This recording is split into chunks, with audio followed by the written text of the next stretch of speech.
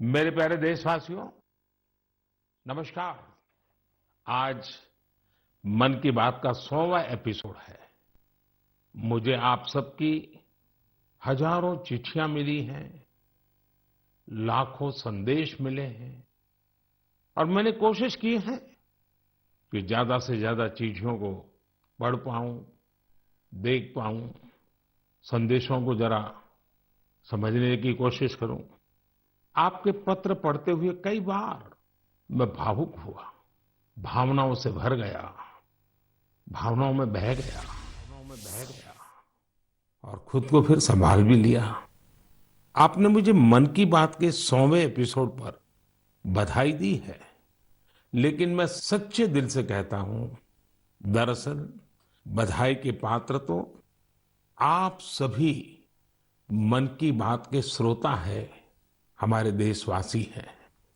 मन की बात कोटि कोटि भारतीयों के मन की बात है, उनकी भावनाओं का प्रकटीकरण है। साथियों, 3 अक्टूबर 2014 विजयादशमी का वो पर्व था और हम सब ने मिलकर विजयादशमी के दिन मन की बात की यात्रा शुरू की थी। विजयादशमी यानी बुराई पर अच्छाई की जीत का पर्व। मन की बात भी देशवासियों की अच्छाइयों का, सकारात्मकता का एक अनोखा पर्व बन गया है। एक ऐसा पर्व जो हर महीने आता है, जिसका इंतजार हम सभी को होता है।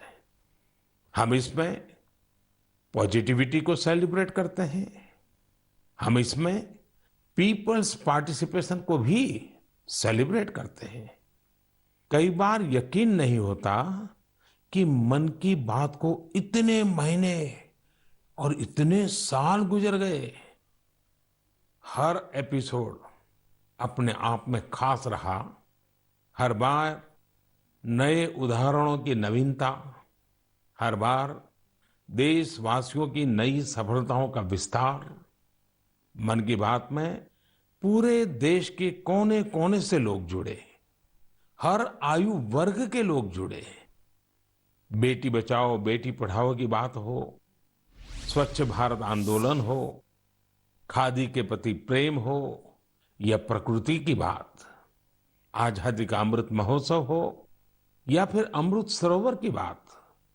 मन की बात जिस विषय से जुड़ा वो जन आंदोलन बन गया और आप लोगों ने बना दिया। जब मैंने तत्कालीन अमेरिकी राष्ट्रपति बराक ओबामा के साथ साझा मन की बात की थी, तो इसकी चर्चा पूरे विश्व में हुई थी। साथियों, मन की बात मेरे लिए तो दूसरों के गुणों की पूजा करने की तरह ही रहा है। मेरे एक दर्शक थे, श्री लक्ष्मण राव जी इनामदार। हम उनको वकील साहब कहा करते थे। वो हमेशा कहते थे कि हमें दूसरों के गुणों की पूजा करनी चाहिए। सामने कोई भी हो, आपके साथ का हो, आपका विरोधी हो, हमें उसके अच्छे गुणों को जानने का, उनसे सीखने का प्रयास करना चाहिए। उनकी इस बात ने मुझे हमेशा प्रेरणा दी है। मन की बात दूसरों के गुणों से सीखने का बहुत बड़ा माध्यम बन गई है। मेरे प्यारे देशवासियों, इस कार्यक्रम ने मुझे कभी भी आपसे दूर नहीं होने दिया। मुझे याद है, जब मैं गुजरात का मुख्यमंत्री था तो वहां सामान्य जन से मिलना जुलना स्वाभाविक रूप से हो ही जाता था। मुख्यमंत्री का कामकाज और कार्यकाल ऐसा ही होता है, मिलने जुलने के अवसर बहुत मिलते रहते हैं। लेकिन 2014 में दिल्ली आने के बाद मैंने पाया कि यहां का जीवन तो बहुत ही अलग है। काम का स्वरूप अलग, दायित्व अलग, स्थितियां परिस्थितियों के बंधन, सुरक्षा का तामझाम, समय की सीमा। शुरुआती दिनों में कुछ अलग महसूस करता था, खाली खाली सा महसूस करता था। 50 साल पहले मैंने अपना घर इसलिए नहीं छोड़ा था कि एक दिन अपने ही देश के लोगों से संपर्क ही मुश्किल हो जाएगा। जो देशवासी मेरा सब कुछ है, मैं उनसे ही कट करके जी नहीं सकता था। मन की बात ने मुझे इस चुनौती का समाधान दिया, सामान्य मानवी से जुड़ने का रास्ता दिया। पदभार और प्रोटोकॉल व्यवस्था तक ही सीमित रहा और जनभाव कोटि कोटि जनों के साथ मेरे भाव विश्व का अटूट अंग बन गया। हर महीने मैं देश के लोगों के हजारों संदेशों को पढ़ता हूं। हर महीने मैं देशवासियों के एक से एक अद्भुत स्वरूप के दर्शन करता हूं। मैं देशवासियों के तप त्याग की पराकाष्ठा को देखता हूं, महसूस करता हूं। मुझे लगता ही नहीं है कि मैं आपसे थोड़ा भी दूर हूं। मेरे लिए मन की बात ये एक कार्यक्रम नहीं है। मेरे लिए एक आस्था, पूजा, व्रत है। जैसे लोग ईश्वर की पूजा करने जाते हैं तो प्रसाद की थाल लाते हैं, मेरे लिए मन की बात ईश्वर रूपी जनता जनार्दन के चरणों में प्रसाद की थाल की तरह है। मन की बात मेरे मन की आध्यात्मिक यात्रा बन गया है। मन की बात स्व से समष्टि की यात्रा है। मन की बात अहम से वयम की यात्रा है। यह तो मैं नहीं तू ही इसकी संस्कार साधना है। आप कल्पना करिए, मेरा कोई देशवासी 40-40 साल से निर्जन पहाड़ी और बंजर जमीन पर पेड़ लगा रहा है। कितने ही लोग 30-30 साल से जल संरक्षण के लिए बावड़ियां और तालाब बना रहे हैं, उसकी साफ सफाई कर रहे हैं। कोई 25-30 साल से निर्धन बच्चों को पढ़ा रहा है। कोई गरीबों की इलाज में मदद कर रहा है। कितनी ही बार मन की बात में इनका जिक्र करते हुए मैं भावुक हो गया हूं। आकाशवाणी के साथियों को कितनी ही बार इसे फिर से रिकॉर्ड करना पड़ा है। आज पिछला कितना ही कुछ आंखों के सामने आए जा रहा है।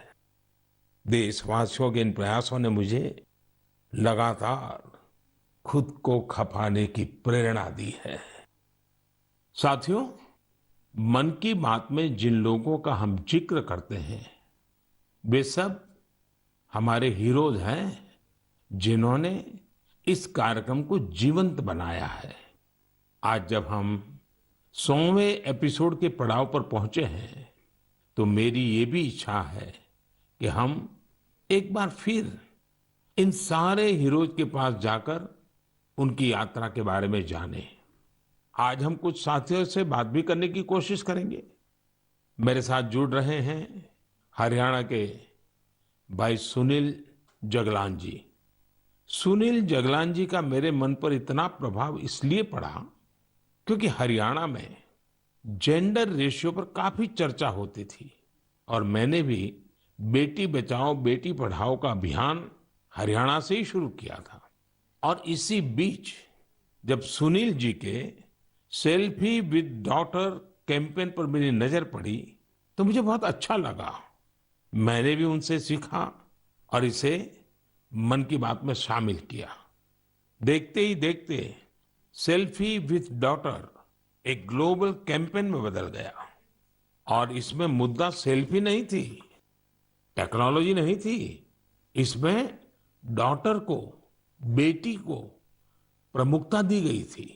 जीवन में बेटी का स्थान कितना बड़ा होता है, इस अभियान से यह भी प्रकट हुआ। ऐसे ही अनेकों प्रयासों का परिणाम है कि आज हरियाणा में जेंडर रेशियो में सुधार आया है। आइए आज सुनील जी से ही कुछ गप मार लेते हैं। नमस्कार सुनील जी। नमस्कार सर। मेरी खुशी बहुत बढ़ गई है सर आपकी आवाज सुनकर। Sunil ji, selfie with daughter हर किसी को याद है।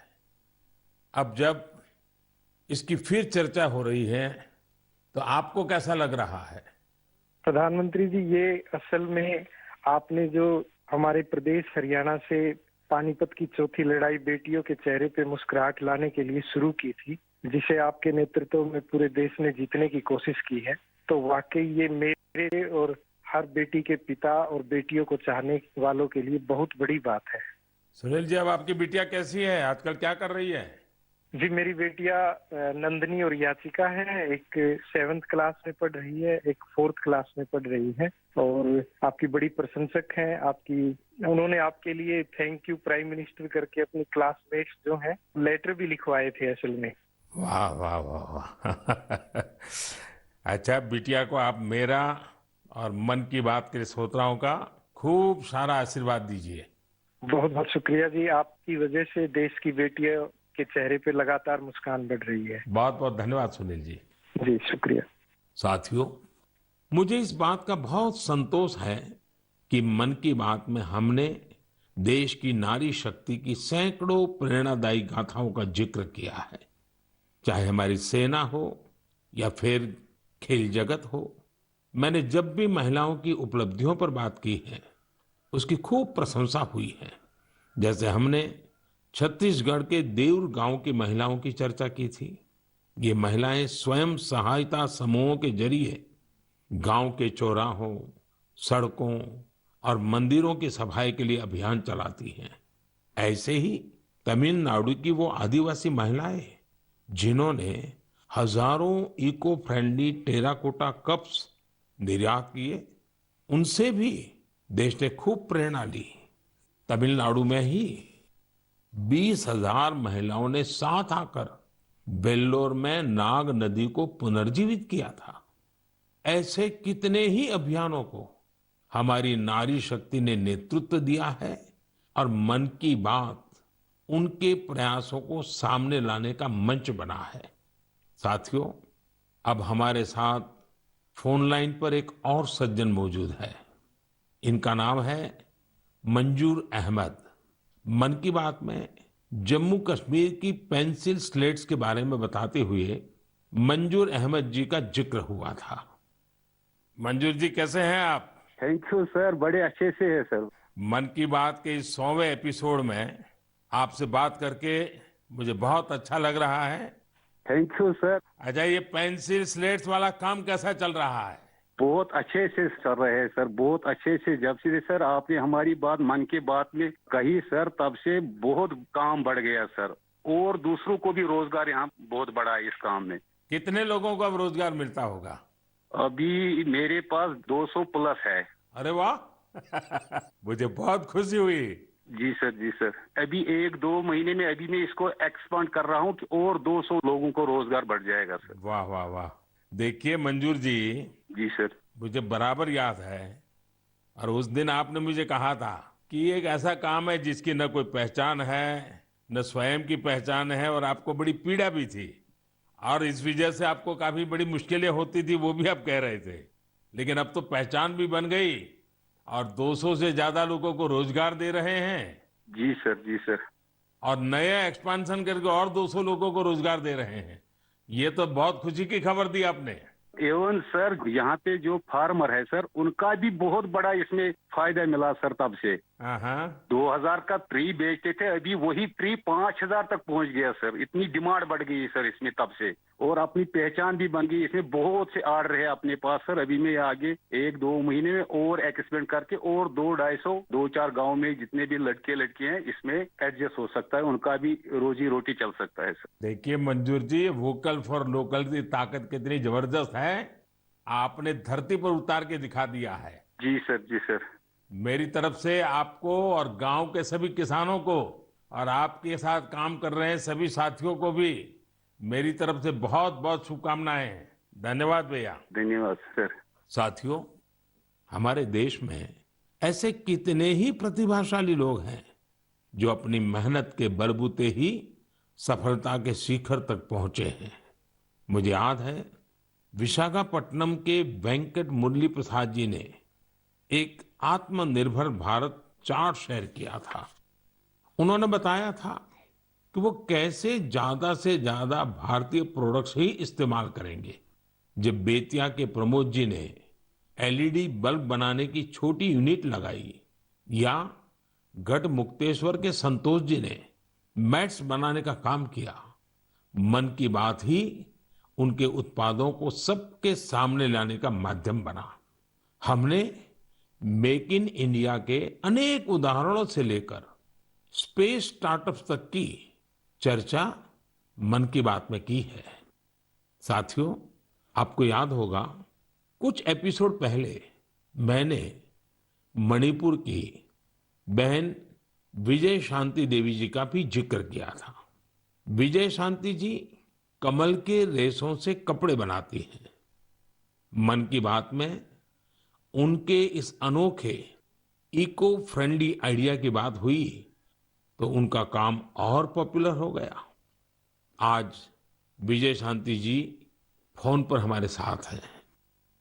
नमस्ते Vijay Shanti ji, how are you? Sir, I am fine. And how is your work going on? Sir, still working along with my 30 women. In such a short period you have reached 30% team. Yes, sir. This year also more expand with 100 women in my area. So your target is 100 women. Yeah, 100 women. And now people are familiar with this lotus stem fiber. Yes, sir. Everyone know from Man Ki Baat program all over India. So now it's very popular. Yes, sir. From Prime Minister Man Ki Baat program, everyone knows about the lotus fiber. So now you got the market also. Yes, sir. I have got a market from USA also. They want to buy in bulk in large quantities. But I want to give from this year to send the US also. So now you are exporter. Yes, sir. From this year, I export our product made in India, lotus fiber. So when I say vocal for local and now local for global. Yes, sir. I want to reach my product all over the globe of world. So congratulations and wish you best luck. Thank you, sir. Thank you. Thank you Vijay Shanti. Thank you, sir. साथियों, मन की बात की एक और विशेषता रही है। मन की बात के जरिए कितने ही जन आंदोलन ने जन्म भी लिया है और गति भी पकड़ी है। जैसे हमारे खिलौने, हमारी टॉय इंडस्ट्री को फिर से स्थापित करने का मिशन मन की बात से ही तो शुरू हुआ था। भारतीय नस्ल के श्वान, हमारे देशी डॉग्स, उसको लेकर जागरूकता बढ़ाने की शुरुआत भी तो मन की बात से ही की थी। हमने एक और मुहिम शुरू की थी कि हम गरीब छोटे दुकानदारों से मोलभाव नहीं करेंगे, झगड़ा नहीं करेंगे। जब हर घर तिरंगा मुहिम शुरू हुई, तब भी मन की बात ने देशवासियों को इस संकल्प से जोड़ने में खूब भूमिका निभाई। ऐसे हर उदाहरण समाज में बदलाव का कारण बने हैं। समाज को प्रेरित करने का ऐसे ही बीड़ा प्रदीप सांगवान जी ने भी उठा रखा है। मन की बात में हमने प्रदीप सांगवान जी की हीलिंग हिमालयज अभियान की चर्चा की थी। वो फोन लाइन पर हमारे साथ हैं। प्रदीप जी नमस्कार। सर जय हिंद। जय हिंद, जय हिंद भैया। कैसे हैं आप? सर बहुत बढ़िया, आपकी आवाज सुन के और भी अच्छी। आपने हिमालय को हील करने को सोची, हाँ जी सर। अभियान भी चलाया। आजकल आपका कैंपेन कैसा चल रहा है? सर बहुत अच्छा चल रहा है। 2020 से ऐसा मानिए कि जितना काम हम 5 साल में करते थे, अब वो 1 साल में ही हो जाता है। अरे वाह। हाँ जी सर। शुरुआत बहुत नर्वस हुई थी, बहुत डर था इस बात को लेके कि जिंदगी भर ये कर पाएंगे नहीं कर पाएंगे, पर थोड़ा सपोर्ट मिला और 2020 तक हम बहुत स्ट्रगल भी कर रहे थे। ऑनेस्टली लोग बहुत कम जुड़ रहे थे, बहुत सारे ऐसे लोग थे जो कि सपोर्ट नहीं कर पा रहे थे। हमारे मुंह कोई नहीं, मन की बात में जिक्र हुआ, उसके बाद बहुत सारी चीजें बदल गई। मतलब पहले हम साल में 6-7 क्लीनिंग ड्राइव कर पाते थे, 10 क्लीनिंग ड्राइव कर पाते थे। आज की डेट में हम डेली बेसिस पे 5 टन कचरा इकट्ठा करते हैं अलग अलग लोकेशन से। अरे वाह। मन की बात में जिक्र होने के बाद आप सर बिलीव करें मेरी बात को कि मैं ऑलमोस्ट गिव अप करने की स्टेज पे था एक टाइम पे, और उसके बाद फिर बहुत सारा बदलाव आया मेरे जीवन में और चीजें इतनी स्पीड अप हो गई कि जो चीजें हमने सोची नहीं थी। सो आई एम रियली थैंकफुल कि पता नहीं कैसे हमारे जैसे लोगों को आप ढूंढ लेते हैं, कौन इतनी दूर दराज एरिया में काम करता है, हिमालय के क्षेत्र में जाके बैठ के हम काम कर रहे हैं, सॉल्टिट्यूड पे काम कर रहे हैं, वहां पे आपने ढूंढा हमें, हमारे काम को दुनिया के सामने लेके आए। तो मेरे लिए बहुत इमोशनल मोमेंट था तब भी और आज भी कि मैं हमारे देश के जो प्रथम सेवक हैं उनसे मैं बातचीत कर पा रहा हूँ। मेरे लिए इससे बड़ी सौभाग्य की बात नहीं हो सकती। प्रदीप जी, आप तो हिमालय के चोटियों पर सच्चे अर्थ में साधना कर रहे हैं और मुझे पक्का विश्वास है अब आपका नाम सुनते ही लोगों को याद आ जाता है कि आप कैसे पहाड़ों की स्वच्छता अभियान में जुड़े हैं। हाँ जी सर। और जैसा आपने बताया कि अब तो बहुत बड़ी टीम बनती जा रही है और आप इतनी बड़ी मात्रा में डेली काम कर रहे हैं। हाँ जी सर। और मुझे पूरा विश्वास है कि आपके इन प्रयासों से, उसकी चर्चा से अब तो कितने ही पर्वतारोही स्वच्छता से जुड़े फोटो पोस्ट करने लगे हैं। हाँ जी सर, बहुत। ये अच्छी बात है। आप जैसे साथियों के प्रयास के कारण waste is also a wealth, ये लोगों के दिमाग में अब स्थिर हो रहा है और पर्यावरण की भी रक्षा हो रही है और हिमालय का जो हमारा गर्व है उसको संभालना, संवारना वो सामान्य मानवी जुड़ रहा है। प्रदीप जी, बहुत अच्छा लगा मुझे। बहुत बहुत धन्यवाद भैया। Thank you sir, thank you so much. जय हिंद। साथियों, आज देश में टूरिज्म बहुत तेजी से ग्रो कर रहा है।